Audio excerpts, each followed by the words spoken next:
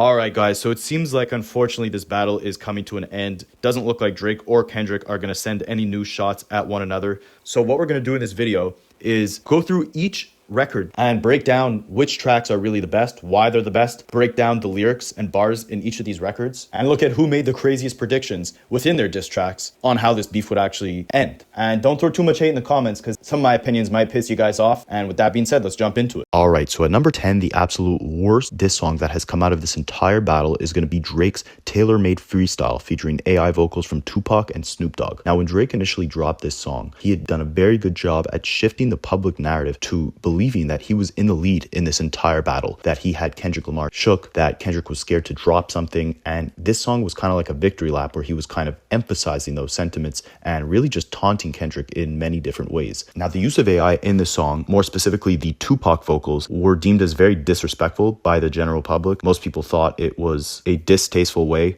to mock Kendrick and to tie in things that are close to his career and close to the West Coast, which is where he's from, to actually diss him on. And it's that plus a lot of other reasons why this song is easily the worst song out of this. Now, let's start with the beat. The beat is actually pretty fire, honestly. He chose the best YouTube knockoff of a Dr. Dre beat that he could possibly find. This has that West Coast feel. This is in reference to the roots of where Kendrick Lamar grew up at. And this was the first mistake Drake made in this entire beef, because instead of making a hit song where the production and the overall sound is rooted in the core of where Drake's from, which is Toronto, he chose to flip that and go for a more West Coast sounding beat, a beat that sounds like it could fit on a Kendrick Lamar album, and kind of take his sound and run with it. And in my opinion, the only time Drake has actually won any sort of rap battle was against Meek Mill, where he dropped back to back. And if you pay attention to the production on that song, that sounds like a Toronto song. That sounds like a lot of other songs Drake has dropped, like 0 to 100 or Energy, the classic Boy Wonder beat, the drums in that song. Everything about that song is very reminiscent to that classic Toronto sound. Whereas here, he went for a knockoff West Coast sounding beat and featured the vocals of two West Coast legends. And in my opinion, I wasn't necessarily offended by the addition of Tupac in here. When he first dropped this, I kind of thought it was a creative move, just because he was taking the perspective of Tupac and Snoop Dogg and rapping to Kendrick Lamar, trying to gas him up, trying to hype him up to release something, and almost giving him a pep talk through Tupac and Snoop Dogg's voice. At its core, it's kind of a funny concept. It was a good move to troll Kendrick, especially because at this point in the beef, he was extremely silent in the entire thing. But tons of these bars came back to bite Drake in the ass and really just aged horribly. When he's rapping with Tupac vocals, he drops the bar, "Talk about him liking young girls, that's a gift for me." And this is Drake basically rapping like Tupac, talking to Kendrick, saying that Kendrick should diss Drake about liking young girls. Now, if you guys have been paying attention to this beef, obviously you know that that's exactly what Kendrick did, and it just absolutely blew up in Drake's face, right? Drake tried to take that angle like Eminem did in 8 Mile, where he owned up to any character flaw that he had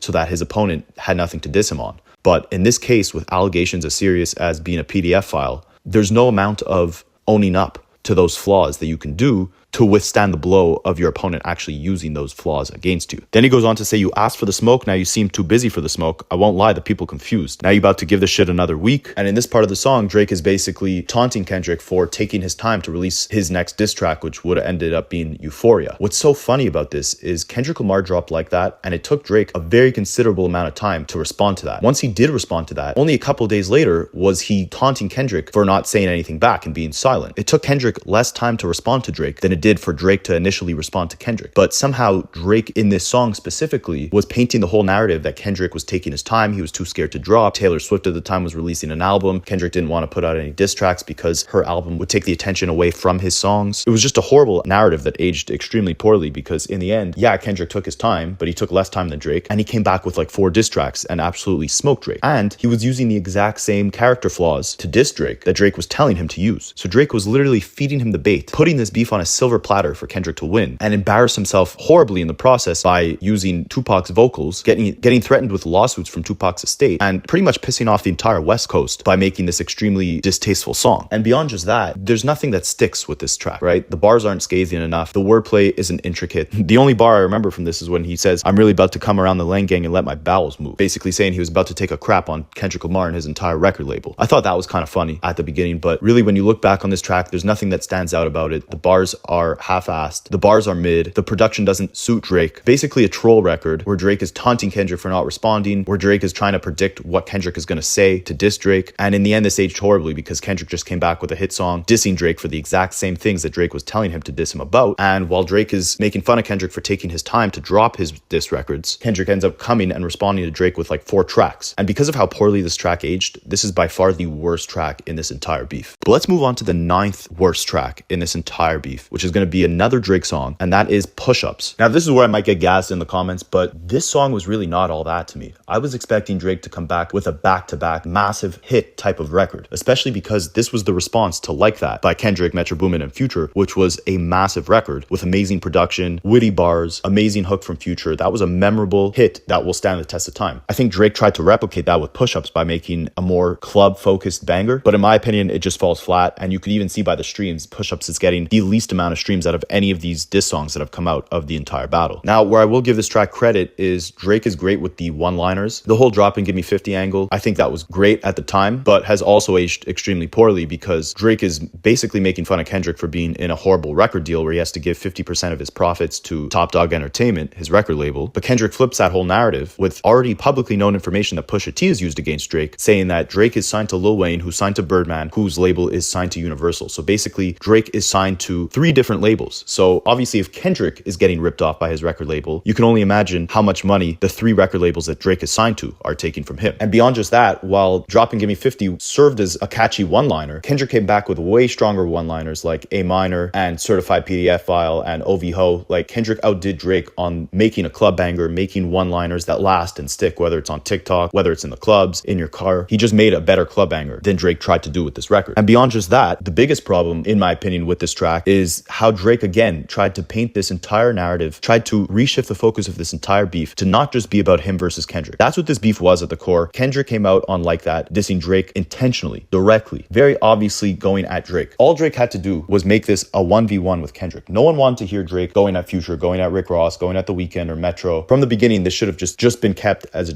Kendrick versus Drake battle, or Drake shouldn't have engaged in it at all. And with this Push-Ups track, again, Drake is trying to shift the focus by referencing Rick Ross being a cop, by referencing the fact that he stole Rick Ross's ex-girlfriend, by saying that he put Future's first #1 in his hands, telling Metro to shut up and make some drums. That was kind of a catchy one-liner. I'll give him that. But by spreading himself out so thin, trying to diss so many different people on this song, he forgot that the person who deserves the most amount of bars, which is Kendrick, was getting very weak disses in this song. Drake basically went at him for collaborating with guys like Maroon 5 or artists like Taylor Swift, more pop stars instead of hip-hop artists. Not a valid diss in my opinion, because Drake has done the same thing. He's went that pop route, but the only difference is when Kendrick gets on a pop record, he doesn't compromise his sound. He's still rapping. So for Drake to diss him on that not only seems hypocritical, but also slightly invalid. He also calls Kendrick a midget. He says he can't be walking around big stepping because he wears a size 7 shoe. Like, these are all funny bars, but it just sounds like the whole time Drake wasn't taking this beef seriously enough, especially not in this song. And I think that's the biggest mistake Drake made throughout the entire beef, is that he wasn't focused. He looked at this like a game. He looked at this like all he had to do was troll his way out of this entire beef and he would win over the public perception. But he didn't realize the behemoth of a rapper that he was going up against. He also says that Kendrick isn't in the big 3 because initially Kendrick came out and said, you know, there's no big 3, it's just Big Me. So Drake comes back and says, you're not even in a big 3. SZA is ahead of you. Travis Scott is ahead of you. 21 Savage is ahead of you. Again, in my opinion, very invalid bars, because none of these guys are in Kendrick's lane in terms of the type of music he's making, in terms of who he's trying to compete against. Kendrick Lamar is trying to be the top rapper, not the top global superstar. And even at that, when Kendrick does try to go the mainstream route and drop hit songs, he drops much bigger music than a guy like 21 Savage or even a Travis Scott. I would argue that Kendrick's biggest hits are as big, if not bigger, than Travis Scott's biggest hits. And if you look at the sales of his last tour, he's also selling out as big, if not bigger stadiums, doing bigger shows, earning as much, if not more money than a lot of these guys on his tour. So beyond just rapping ability, if you look at just the numbers alone, it's a very invalid claim to say that guys like 21 Savage or Travis Scott are ahead of Kendrick from a numbers or success perspective as well. So again, this song is going to have to hit number 9 on this list just because of how surface level the bars are, because a lot of what he's saying is invalid. He's not dissecting Kendrick's character or even his career in a scathing enough way or a clever enough way where it shifted public opinion. On top of that, he's spreading himself out too thin by addressing too many people that are just unnecessary to be involved in this entire thing. He didn't need to bring Rick Ross into this, even if they didn't get along. He didn't need to make this about him in Future. This needed to just be about him and Kendrick. And in my opinion, he was trying to make this a club banger, and it just doesn't hit the same way like a back-to-back did. Like, this song had production from Boy Wonder and Tay Keith. Those are two of the biggest producers in the game, and Drake has made some of his biggest bangers with those two guys. You would think that they would have laced him up with a better beat. Maybe he would have had some better flows on this thing. In my opinion, the replay value isn't necessarily there the same way that the replay value of songs like Back to Back or Stay Schemin'. The one-liners are good, but in terms of there being actual depth to those bars or validity to the disses he's throwing at Kendrick in those bars, they're definitely not as hard-hitting as the allegations Kendrick's making against Drake on songs like Not Like Us. This song just didn't slap hard enough, and the bars weren't scathing enough for it to be any higher in this entire battle than a number 9. But with that being said, let's move on to the number 8 spot on this list, which is going to be another Drake song with the Heart Part 6. Now, the reason I have this higher than Tailor Made Freestyle and Pushups is because the beat on this song is absolutely beautiful. This could be, to be honest, one of, if not the best beat out of any of the songs that have come out of this entire battle. I think this, Like That, and potentially Euphoria have the best production out of any songs in the entire battle. On paper, this would be a top-tier Drake song. A calm, smooth, dark, laid-back boy one to beat. A beautiful sample from Aretha Franklin. Drake just going off for 4 minutes straight bars, smooth flows, solid rhyme schemes. Like, on paper, this is a perfect Drake song. And it sounds great. If you ignore what he's actually saying in this song, it's actually a really good song. The problem is, I don't even think it's happened yet to the extent that it will, but this song I think is going to backfire massively on Drake. Now, there's a few reasons why that's the case. The biggest one being Drake's whole angle that he takes in this song is that basically he's saying Kendrick is only calling Drake a PDF file because of past traumas he's had due to being assaulted as a child. He got the information of Kendrick being assaulted from a song Kendrick did on Mr. Morale and the Big Steppers called Mother I Sober. Now, there's a lot of fan speculation on whether Drake actually interpreted these lyrics right or wrong, or if he was using them in the proper way in this song. But if you read them on paper, it seems like Drake completely misunderstood the premise of that song. And it's really not a good look for him, because in this entire battle, Kendrick is basically saying he's not authentic to the core of hip hop. He doesn't resonate with the struggles that a lot of rappers grew up with. He didn't grow up the same way. And his lifestyle, his upbringing, his roots, his morals aren't congruent with the standards of the culture, essentially. And by Drake taking one of Kendrick's most personal songs that he's ever released and completely misinterpreting and dropping a very surface level analysis of those lyrics, it just shows that Drake takes top tier lyricism for granted and that he can't even connect to it on a level where he's understanding the lyrics properly. On Mother I Sober, Kendrick is alluding to the fact that he did not get assaulted as a child, but because of his mother's past traumas and assault that she might have experienced in the past, she automatically assumes that Kendrick did get assaulted even when he says he didn't. Now in the Heart Part 6, Drake is blatantly stating that Kendrick did get assaulted as a child, and he's saying he got that information from the song Mother I Sober, where Kendrick blatantly says that he did not get assaulted but his mother thought he did. So it's a really bad look for Drake, because when your authenticity in hip hop is being questioned and you rebuttal it by completely misinterpreting one of the most personal rap songs of all time, it shows that you lack the capacity of thinking beyond a surface level. And also, to make things even worse, just shows that you lack the empathy or sympathy that victims of assault deserve, right? Because if you experience that type of trauma in your childhood and you listen to a song like this, it's almost making fun of or using that trauma in a way to prove a completely unrelated point, which is that Drake is a PDF file. It's a very insensitive way to bring up a topic as serious as assault, and a very tone-deaf response on Drake's part. Now some other aspects and bars in this song that could easily backfire on Drake is that he's lying in a lot of this song, saying that he fed Kendrick misinformation about being on Ozempic, about having a daughter, and that's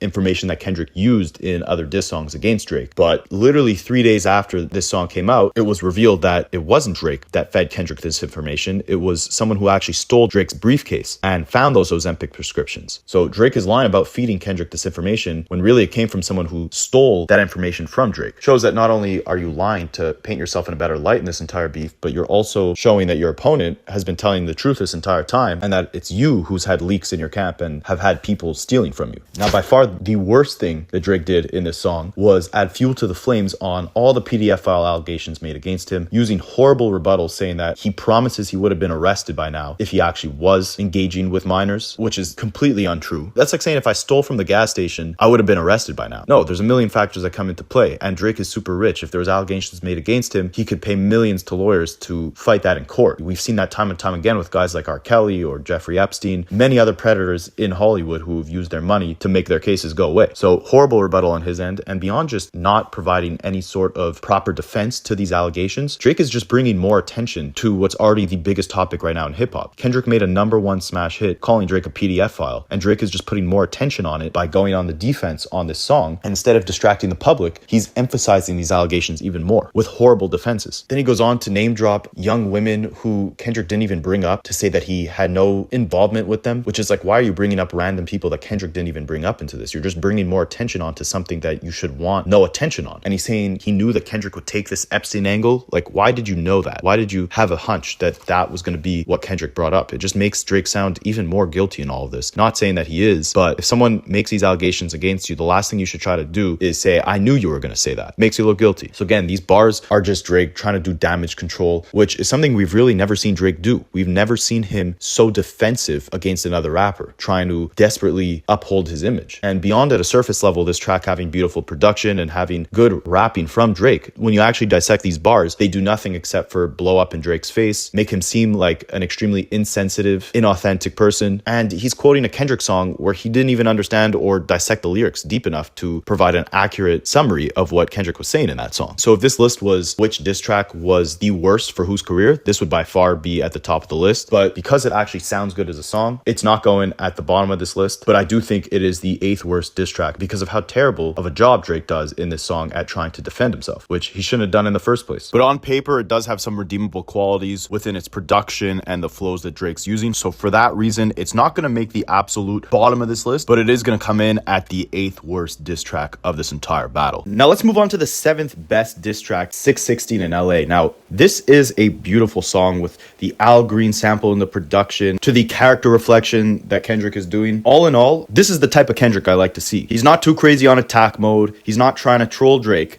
necessarily, but he's giving you introspective, self-reflective bars on a laid-back, soulful beat. It's just a beautiful record overall with a great rapping performance by Kendrick. Now, the reason this can't place higher, in my opinion, in this entire list is just because it's very narrow in focus. There's not too many different angles Kendrick's taking here to necessarily go at Drake. And while Kendrick's touching on some deep concepts in this song, such as having to question his morality in this entire beef while talking to God, or questioning people in Drake's organization, whether they're out to get him or not, Kendrick doesn't actually dive deep enough into these concepts for the track to not feel like it's just an interlude or a victory lap after Euphoria. In Euphoria, he's really diving deep into every little criticism that he's putting on Drake's character. This song kind of feels more like an intermission within a performance where he's just kind of taking a step back, talking to God and seeing if it's really right or wrong for him to be engaged, and then talking to Drake and being like, hey, before we get deeper into this, like, have you ever thought that there might be people in your camp trying to destroy your legacy or expose you? Did you ever think for a second that they might be working for me? And then also exposing Drake for the fact that he's been out paying people hundreds of thousands of dollars to find dirt on Kendrick and lost that money because no one actually gave him that dirt he was looking for. So again, on top of just an excellent rapping performance, on top of the beautiful production and sample within this song, it's a great track for those reasons, and the concepts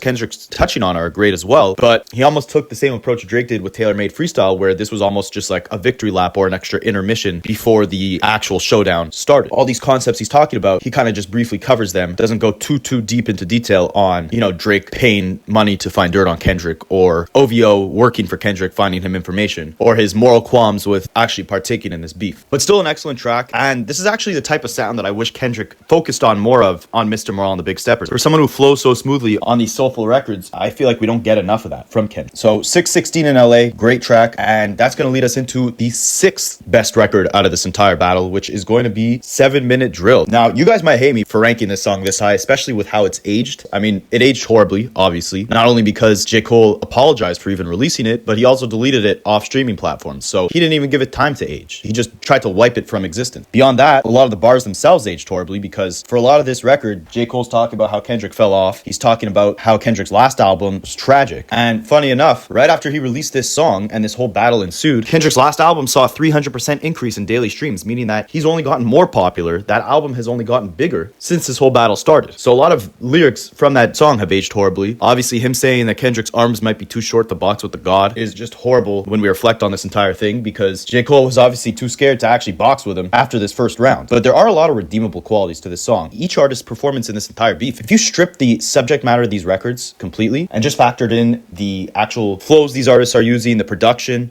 on these records, and kind of everything on paper, these would be some of their best records. Like the Heart Part 6, again, beautiful record. 616 in LA, amazing performance by Kendrick. And I think the same goes for 7 Minute Drill. I think the beat switch keeps the track full of energy. J. Cole's hook on that song is infectious, it's catchy, it hypes you up. He's talking about it being a cold world. I haven't heard him say that in a long time. Maybe I'm just not listening properly, but it brought me back to his 2014 Forest Hill Drive days, where he was going off on songs like Fire Squad or GOMD or A Tale of Two Cities, where he's just talking that goat talk. Like he's just talking like he's the best. He's energized, he's amplified, he's going at people's heads. Now, again, this is just on paper, right? If you actually dissect these lyrics, a lot of them have no validity to them. He's calling To Pimp a Butterfly an overrated album that put people to sleep when J. Cole's the king of making, sleepy music. He's talking about Kendrick not being able to box with him. Like, again, a lot of these bars aged poorly, but if you're just talking about the overall energy, and especially when this song released, this was the second song that released in this entire battle. Kendrick put out Like That. J. Cole, almost a week or two later, put out 7 Minute Drill. And the energy in this entire battle was completely different. This was almost like J. Cole's Euphoria or his pushups, where this was like his first round, his warning shot in this entire thing. And I think he did a better job than Drake with pushups at kicking this whole battle off. I think he dropped a better song. And I think if he never backed out of this beef, and this just served as his initial warning shot, while a lot of the disses that he's actually giving Kendrick here aren't necessarily valid in terms of critiquing his catalog of albums, I do think the energy he brought, the flows he brought, the performance he had on the song with the beat switch, I think it served as a great starter. And it's actually something that I could go back to and bump in the whip. Yes, I kind of laugh at how poorly some of these lyrics aged, but I think it was a solid effort from Cole, and I love the energy he brought. And it's just a hard-hitting song to me. As a diss song, I don't love it, but as an actual song, I think the performance is great. Now, with that being said, let's move on to the fifth best song in this entire battle, which is going to be Family Matters by Drizzy. All right. Now, when this song first came out, I honestly wasn't the biggest fan of it. I know he previewed the first part on his last diss record, Push-Ups. I didn't understand why he was still going at Rick Ross and A$AP Rocky in The Weeknd. I thought they didn't deserve any bars on this entire record. And what I disliked the most about this entire record initially of this song were the beat switches, and he's kind of going in with a more like singing type of flow. I thought his vocals were pitched very weirdly. He was kind of going in with this squeaky, almost like Young Thug-esque melody, and the bars were actually quite solid. He was taking good digs at Kendrick, but he was presenting these bars with such a brutal delivery, in my opinion. It just didn't sound pleasant on the ears. And I've seen a lot of people criticize Drake in this entire battle beyond just, the moves he made. With this song specifically, the second beat in this song is a drill beat. Now, a lot of guys online are basically saying Kendrick won just off the fact that he put the West Coast on his back and actually made a West Coast banger with Not Like Us. He went back to his roots. He went back to the sound of his hometown and made this a win for them all. And everyone was saying Drake didn't do that because Toronto doesn't have a sound. I know we touched on this earlier in this thing, but I disagree. I think songs like Back to Back definitely have that Toronto sound in the production and in the flows Drake's using there. Those are classic Drake flows. He's kind of built as that signature sound within Toronto. So on the second beat switch in this Family Matters record, I'm not really understanding why he started rapping on a drill beat. And especially when I first heard this song, I was just very confused. I was like, why is he distracting everyone from the Kendrick beef, dissing a bunch of different people, and why is he doing it on a drill beat? He very rarely raps on drill beats. I know he's kind of done it before with guys like Fabio or some of the guys in the UK, but it just seemed unfitting to me. That's why I think Kendrick won this beef, is because he brought it back to his hometown sound and made a West Coast banger. Drake should have done the same thing and made, a slapper produced by Boy Wonder or Vinyls or 40. Get those guys in the studio and make a song that's true to the sound that people love you for, not necessarily going these routes of, flowing like Young Thug with the melodies on the third part of the song or rapping over a drill beat. But these were my initial thoughts on the record. I actually rank it this high on this list just because of the fact that I do love the rapping performance on this record overall. The more I go back and listen to it, the more I realize, while it was completely unnecessary for Drake to go at, those 20 different artists and make this a 20v1 instead of just going at Kendrick the entire song, I think that he had some great bars to get off on guys like Rock, where he's saying, you're gassed up because you hit my baby mama, but do the math on who I was hitting then, implying that, while Rocky was maybe with Drake's baby mom, Drake was actually with Rocky's baby mom, which is Rihanna. I love the menacing flow that he has on that second beat switch. I love the initial part of this record, how it's upbeat, how he kind of exposes Kendrick for potentially raising a child that's not his, and he does it in such a playful way as well. And I think if Kendrick didn't completely stomp on this record with the two other records he dropped after it, the actual disses that Drake put in this song would have been a lot harder hitting, and we probably would have been bumped a good portion of that first part of this track in the clubs and in the car. Now it just kind of aged a little poorly, so it's hard to go back to, but I actually think as an overall effort in terms of the different flow switches, the different rapping styles, the different shots that he's sending to different people, the creative ways that he's kind of exposing Kendrick on certain things, whether or not they're true, we don't know, but the way he's actually doing this little expose and doing it without losing the catchy flows or one-liners within the song, I think it makes for a very strong diss track. I think it was a very solid performance, but the reason that it's not higher on this list isn't even that it didn't age well, it's that there was a lot of things he could have done better. He could have avoided devoting 30% of this entire record to a bunch of different rappers who are not Kendrick Lamar. He could have made that third part of this song a little more engaging and not use such high-pitched, sing-songy type flows. I also think some of the bars here kind of made Drake sound like he was a little insecure in this whole thing by saying things like, Kendrick just opened his mouth, someone go hand him a Grammy right now. I think lyrics like that kind of subconsciously show that Drake has this sort of inferiority complex with Kendrick, where he's questioning whether or not he is as loved or as highly regarded as an artist like Kendrick. And it's for those reasons, plus the fact that I think On paper, Drake did a lot of things right with this song. I think the first part is very catchy. He's delivering these disses in a very engaging, fun, entertaining. I think the second part of this track, while I didn't appreciate him using a drill beat necessarily, I think the flows he's using are menacing. They're evil. It reminds me of his track Summer 16. It brings me back kind of to old Drake, who is in top form lyrically. And with the third part of this track, while I really dislike the flows and melodies he's using, I do think that the bars he's giving off to Kendrick there are some of the strongest in the entire record. And for the fact that it's 7 minutes long, for the fact that he just keeps going, he's not necessarily too focused on one topic. He's going at a bunch of different people. He's keeping it entertaining. He's bringing out new information in this entire track. For those reasons, I think it's a very solid record. What kind of brings it down a couple levels in this list is the fact that that third beat switch, the flow that he's using on that part of the song, I think is unlistenable. I really don't like this like high-pitched Young Thug type singing thing that he's been doing on the last couple of his albums, honestly. And I think it really diminishes the impact of the bars he's giving by using the flow that he's using and the melodies he's using. I think that he messed up by using a drill beat and going at 20 different rappers on that second half of this song. It kind of distracts and also takes away from the impact of the disses he's giving to Kendrick on this entire thing. And overall, while it is an entertaining song, there are some good jabs in here. I think it sounds very unfocused, and he's bringing information to the table that we don't know if it's necessarily true or not. And on some parts of the song, he's not delivering it in the most palatable way, especially on that third part of this track. So for those reasons, I can't rank this higher, but I do think it was a very solid performance in a lot of regards. And for that reason, it is fifth on this list. Now let's jump into the fourth record on this list, which actually dropped 30 minutes after the fifth record. And that is going to be Meet the Grams by Kendrick. Now, what a track. This record was insane. This could be the most evil diss song. And you already know that when Kendrick gets on a simplistic beat like this, but a beat that's also extremely dark, you know he's going to go off on some sort of overall theme or just topic that is very hard hitting. It reminds me of a track like We Cry Together or Mother I Sober, where Kendrick doesn't really need too much going on in the background of the beat for him to just kind of make it almost like spoken word poetry. And that's what this is. This entire track, he's writing letters to every single member of Drake's family, deconstructing Drake as a person in various different perspectives, whether it's talking about Drake as a father to Adonis, whether it's talking about the son that Drake's father raised, whether it's talking about how Drake is playing a role in hiding his identity when he's talking to Drake's mom.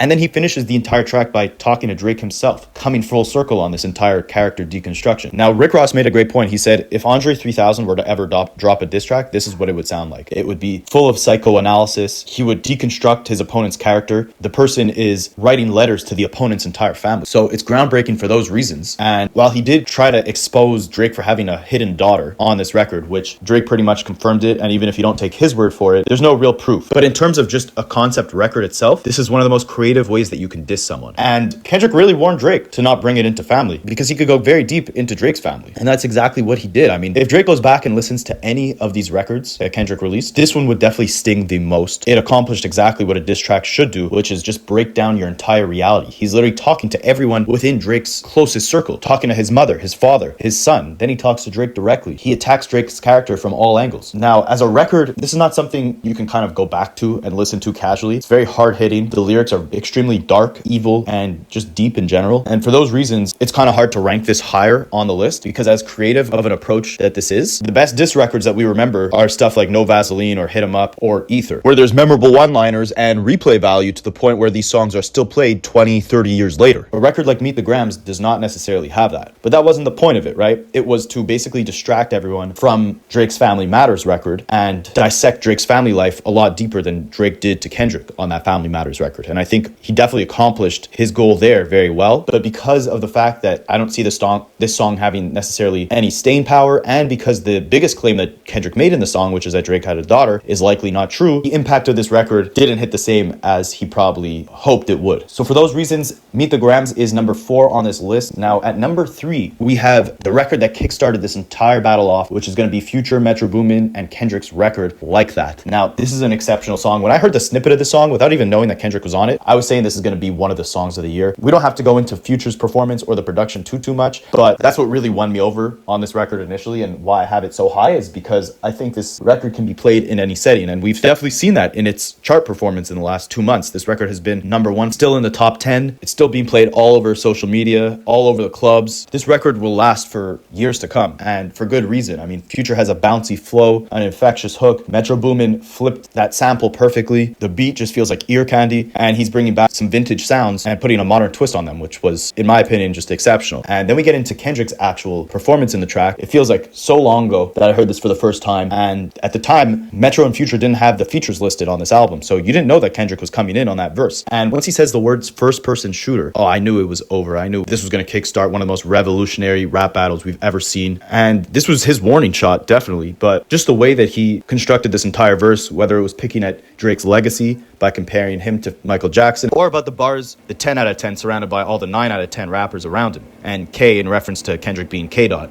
There were so many clever double entendres here. There were so many catchy flows that Kendrick used throughout this verse. And as a song overall, this is one of the biggest, infectious, most creative rap hits that we've seen in years. And it's had amazing replay value. The contrast of a guy like Future going back to back with a guy like Kendrick, laced with, an insane sample flip by Metro Boomin. It was just a great combo. And I don't really see anything wrong with the song, which is why it will be at number 3 on this list. Now, let's go into the top 2 songs of this entire battle. I'm sure you guys can already tell which ones they'll be.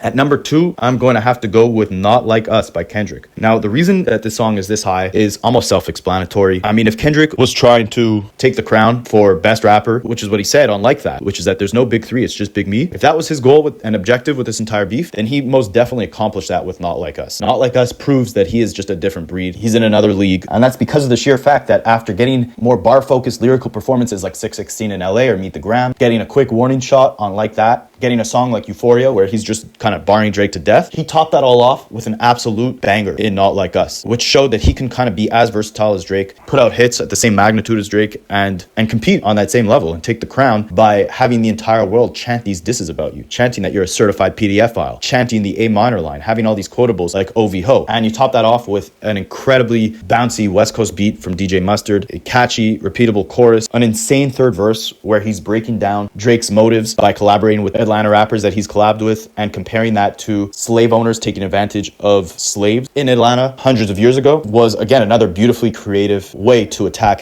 Drake's character. And Kendrick just brought a level of innovation to this beef that we've never seen in a rap beef before, where he's multiple different angles, whether it's he's attacking him as a man, whether it's he's attacking Drake's family, whether it's him putting all these quotables into a club banger, whether it's him flipping Drake's diss about Kendrick rapping like he's trying to get the slaves freed into comparing Drake to a slave owner and how he takes advantage of these Atlanta rappers. All of these creative spins, these creative angles, these different sounding songs and performances that Kendrick has given us throughout this beef prove that he was the clear winner in this entire thing, and Not Like Us is the absolute cherry on top. It has to go so high on this list just because of its simplicity, honestly. Kendrick is known for his complex rhyme schemes. Drake was making fun of Kendrick on Tailor Made Freestyle, saying he's waiting for Kendrick's quadruple entendres, meaning that like Kendrick's going to drop some diss tracks which are extremely hard to decipher and understand to the general public. And Kendrick just did the exact opposite here. He gave you simple one-liners that are going to last throughout the summer in a catchy hit song where if you're listening to these lyrics, even at surface level, you could understand almost every bar Kendrick's throwing at Drake. And this was really the nail in the coffin. This is what put Drake out of this entire beef.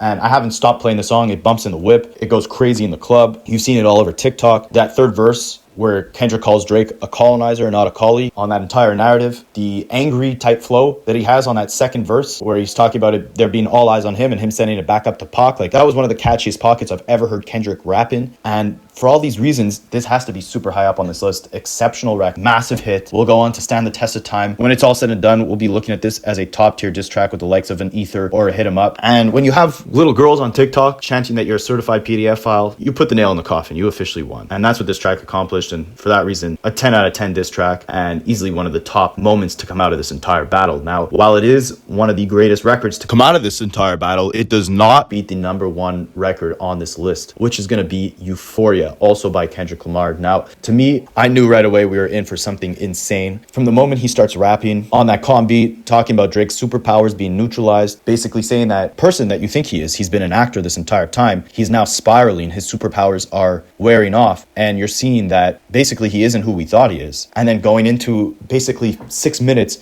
of tearing him apart in every angle possible. That's what makes this diss track the most exceptional thing that has come out of this entire battle. When you look at what he's actually saying, a lot of people criticized him for using a lot of angles that other people have taken. He's talking about Drake getting surgery on his abs, which is something Rick Ross already mentioned. He's talking about Drake being signed to one guy who signed to another guy in his record label. That's an angle Pusha T already took, bars that Joe Budden already gave off to Drake. But the point of this track wasn't to expose any new information. I think that's another big mistake Drake made in this battle, was making this about, who has the craziest information on the other person. That's not what this is about. It's about how creatively are you going to dissect your opponent's character. And that's exactly what Kendrick did here for 6 minutes straight. What he was saying here, he was predicting a lot of what was going to happen later on in this battle, talking about don't speak on the family because it's going to get extremely deep in the family, basically warning Drake not to bring up Kendrick's family, because if he does, Kendrick will just unload on him. Also, when Kendrick said back to back, I like that record, I'm going to get back to that for the record, that was just, again, predicting a lot of what was to come in this entire beef, where Kendrick would not only just go back to back, but come back with 3 other records. And on Like That, Kendrick initially said, first person shooter, I hope they came with 3 switches. He's referencing J. Cole and Drake's song First Person Shooter. When he says, I hope they came with 3 switches, he's basically saying, I hope they came with 3 switches as in like guns, but he's also saying 3 switches, like 3 different beat switches, what Kendrick gave you on Euphoria. There's 3 different beats on this track. He's going off in the Toronto accent. He's bringing more of a calm psychoanalytic energy to that first part of the record, and then going right into that energetic, menacing, evil delivery on that second beat, and destroying Drake's character in so many different ways, right? Saying that he's an outsider to this culture, he's acting,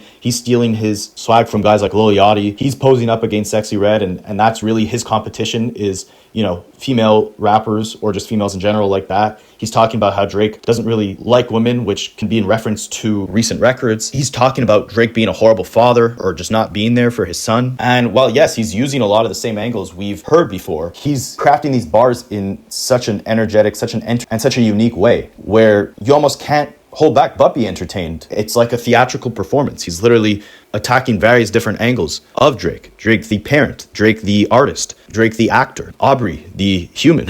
Like, he's just completely tearing Drake down layer by layer. As a song itself, such an incredible performance. You can just sit with these lyrics and just listen to them in some headphones. Feel like you're, actually watching a spectacle, a whole battle. I could even see them playing this song in the club. Like, to me, this is easily the most incredible song from this entire battle, just because of how he was going in for 6 minutes on how awful of a human being and how fake of a human being Drake actually is. And I did an entire breakdown of this actual song. So if you want to see that, you can check out that video on my channel. But for all these reasons and more, I think when we look back on this entire battle and you really dig deeper into the lyrics, you'll see Kendrick predicting so much of this beef and warning Drake throughout so much of this track to not go too deep, and really just predicting what's actually going to happen throughout this entire thing. That's all I got for you guys today. At the end of the day, man, this was one of the greatest battles we've ever witnessed in all of hip-hop, and I think a lot of them will stand the test of time as just good songs in general. I think we got great performances from all 3 parties involved. We got some of the best music we've heard in years from all 3 of these guys, and it was just great to see. But I'm curious to hear your guys' thoughts in the comments. Where do you think all these tracks ranked? Where did I get it wrong? Where did I get it right? And are we going to get any more music out of these guys in this entire battle? Are they going to keep dissing each other? Let me know in the comments, and I'll catch you guys in the next